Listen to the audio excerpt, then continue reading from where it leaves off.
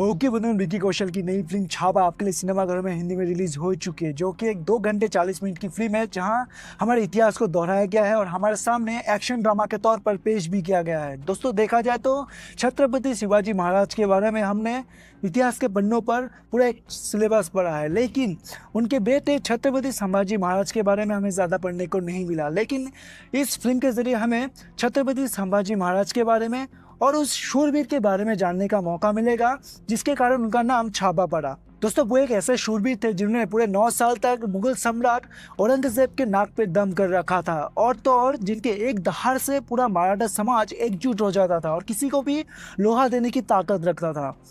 दोस्तों, इस फिल्म के अंदर इसी शूरवीर की कहानी को अच्छे से दिखाने की कोशिश की गई है, और जिसे फिलहाल मैंने देख लिया है। और इसे देखने के बाद जो कुछ मुझे समझ में आया इस फिल्म के बारे में, और साथ ही इसके अंदर होने वाली कहानी, कास्ट और डायरेक्शन के बारे में, वो सब कुछ मैं आपके साथ आगे रिव्यू के जरिए शेयर करने वाला हूँ। तो इसलिए वीडियो में अंत तक बने रहे और अपना प्यार, लाइक, कमेंट, चैनल को सब्सक्राइब करके जरूर दिखाएं। लेकिन उससे पहले हेलो बंधुगण, की हालचाल? मैं हूँ तुषार कौर, यानी कि द स्टेक्स, और आप मुझे देख रहे हैं अपने मोबाइल और कंप्यूटर के बड़े से स्क्रीन पर। दोस्तों, अगर बात फिल्म की स्टोरी के बारे में करें कि इसके अंदर कहानी क्या होने वाली है, वो स्पॉइलर के, तो कहानी की शुरुआत छत्रपति शिवाजी महाराज के निधन से होता है, जिसके तुरंत बाद मुगल सम्राट औरंगजेब को लगता है कि अब उनका वक्त आ गया है कि वो मराठों पर राज करे। लेकिन वो इस बात से बिल्कुल अनजान थे कि छत्रपति शिवाजी महाराज का 24 साल का जाबाज बेटा संभाजी यानी छावा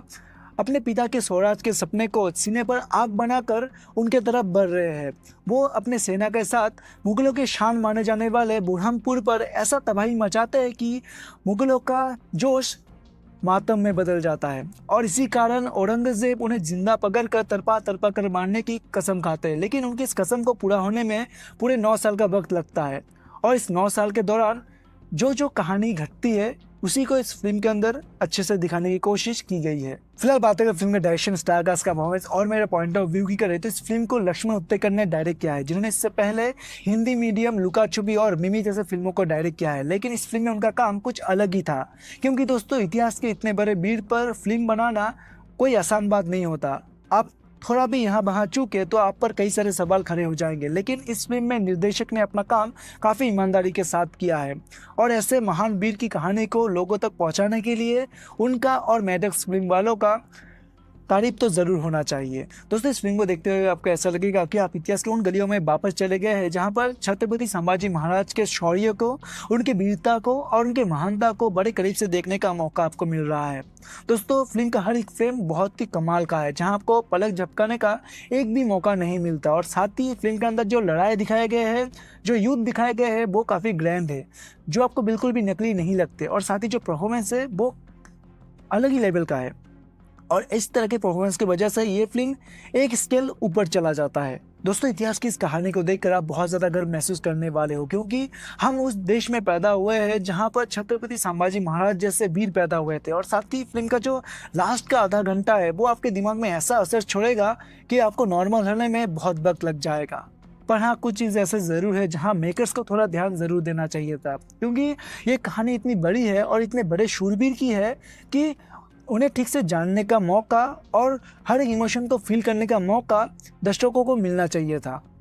पर यहाँ तो कहानी इतनी ज़्यादा तेज़ है कि वो मौका आपको बहुत ही कम मिलता है, क्योंकि फिल्म में जब भी कोई इमोशनल सीन चल रहा होता है और आप उसे फील करने ही वाले होते हो कि तभी एक एक्शन सीन आ जाता है, और उसी के साथ साथ कुछ फ्लैशबैक भी चलते रहते हैं, जिससे आप काफ़ी ज़्यादा कंफ्यूज हो जाओगे, और कहीं ना कहीं इस फिल्म को देखने का जो आपका फ्लो है वो बिगड़ जाएगा। और इसी चीज़ को आप फिल्म के एक बेहतरीन सीन में ज़रूर महसूस करोगे, जहां पर संभाजी महाराज को तहखाने में शेर से भिड़ते हुए दिखाया गया है, और उस सीन में वीएफएक्स बहुत ही ज़्यादा ज़बरदस्त है, जहां पर संभाजी महाराज को शेर के गर्दन को पकड़ते हुए उनके जबड़े को फाड़ते हुए दिखाया गया है, और आप उस सीन को फील करने ही वाले होते हो कि तभी हड़बड़ी में उस सीन को लिपटा कर दुश्मन के गर्दन को पकड़ते हुए उन्हें दिखाया गया है। और ये सब देखकर मैं ये ज़रूर कहूँगा कि मेकर्स को इन सीन्स में थोड़ा वक्त देना चाहिए था, दर्शकों के अंदर ये फीलिंग पैदा होने देना चाहिए था, लेकिन वो चीज़ बहुत ही जल्दी हड़बड़ी में लिपटा दिया गया है, और इमोशन को बिल्डअप होने का मौका नहीं दिया गया है, और जो चीज़ें इस फिल्म के लिए नेगेटिव काम करता है। पर दोस्तों, इसका मतलब ऐसा बिल्कुल नहीं है कि ये फिल्म बुरा है, या फिर मैं इसको बुरा बता रहा हूँ, या फिर आप इस फिल्म को देख नहीं सकते। दोस्तों, मैंने आपको जो भी चीज़ें बताया वो इस बड़ी और बेहतरीन फिल्म में से कुछ छोटा सा ही हिस्सा है, जहाँ इस फिल्म में बहुत सी चीज़ें ऐसे भी मौजूद है जो काफ़ी देखने लायक है, और साथ ही इस फिल्म के अंदर इतिहास के बारे में, हमारे देश के बारे में ऐसी चीज़ें बताया गया है जो हम बिल्कुल उससे अनजानी थे। और ये सब चीज़ें जानने के लिए आपको इस फिल्म को अपना कीमती वक्त देना ज़रूरी है, और साथ ही इस फिल्म को देखने के बाद आप बहुत ज़्यादा गर्व महसूस करने वाले हो हमारे देश के ऊपर और हमारे देश में पैदा हुए इन वीरों के ऊपर। और इतना ही नहीं, फिल्म का जो VFX है, कलर ग्रेडिंग है, कैमरा वर्क है, सेट डिज़ाइन है, कॉस्ट्यूम डिज़ाइन है, डायलॉग डिलीवरी है, हर एक चीज़ बेहतरीन है। और साथ ही जो एक्शन सीक्वेंस पर मेहनत की गई है वो पर्दे पर साफ दिखता है। तो दोस्तों, अगर आप ये सोच रहे हैं कि तारीफ इतने में ही ख़त्म है तो फिर रुकिए, क्योंकि मैंने अभी तक कलाकारों की बात की ही नहीं, क्योंकि इस फिल्म के अंदर हर एक कलाकारों का सिलेक्शन और उनका परफॉर्मेंस लाजवाब है। जहां विकी कौशल छाबा के रूप में अपना बेस्ट परफॉर्मेंस दिया है, उन्होंने जो मराठी टोन पकड़ा है वो काबिल तारीफ है। उनके चेहरे के एक्सप्रेशन, चाहे वो एक्शन सीक्वेंस में हो या फिर इमोशन एंगल पे, हर एक जगह उन्होंने अपना छाप छोड़ा है। और साथ ही साथ आशुतोष राणा और विनीत सिंह ने भी विकी कौशल का बराबर साथ दिया है। दोस्तों, इस फिल्म को देखने के बाद आप विनीत सिंह को भी विकी कौशल के साथ याद करने वाले हो। उसके अलावा अक्षय खन्ना भी फिल्म में अच्छे लग रहे हैं। उनके चेहरे के एक्सप्रेशन और उनके मुंह से जो वन लाइनर निकलते हैं वो काफ़ी अच्छे हैं, पर उनका रोल फिल्म में ज़्यादा नहीं है। या तो वो फिल्म में चुप रहते हैं, या फिर चुप रहकर एक्सप्रेशन देते हैं, या फिर अंगूर खाते हैं, या फिर